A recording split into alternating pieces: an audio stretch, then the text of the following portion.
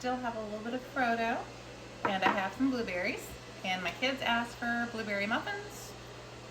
I have not made those without a box mix ever, but today we're gonna try.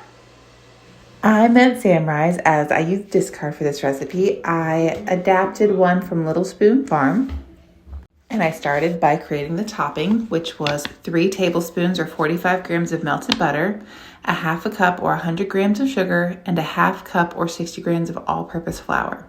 I mixed that together until it was nice and crumbly and let it sit to the side. After that, I combined my dry ingredients in my mixing bowl, which is 240 grams or 2 cups of all-purpose flour, 200 grams or 1 cup of sugar, 2 teaspoons of baking powder, half teaspoon of baking soda, half teaspoon salt, and 1 tablespoon of cornstarch. I added that to my mixer, probably not necessary, but it's fine. And mix those together very briefly before adding about a tablespoon-ish of lemon juice and then 1 cup or 150 grams of blueberries. The original recipe called for lemon zest, but I did not have that, so we adapt. I coated the blueberries in the dry ingredients and then I set those to the side.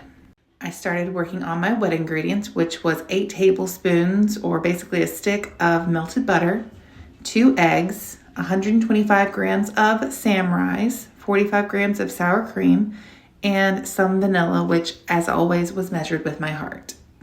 Once everything was in one bowl, I decided to mix them together before adding them to my dry ingredients, just to make sure everything was nice and incorporated.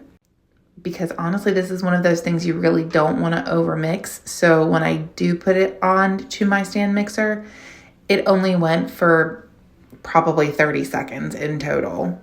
Just enough to combine everything, not too much to make the batter smooth because it's supposed to be like a little bit thick, and she was very thick, very thick.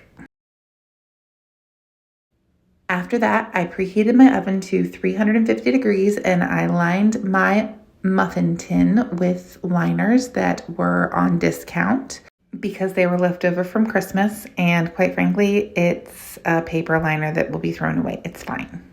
And I added probably close to 50-ish grams of muffin per cup. And then I got out my topping, my crumble topping, and put that on top of the muffins as generously as possible without creating too much of a mess. They were in the oven for about 30 minutes and they came out looking golden and delicious. They were soft and flavorful and just perfect.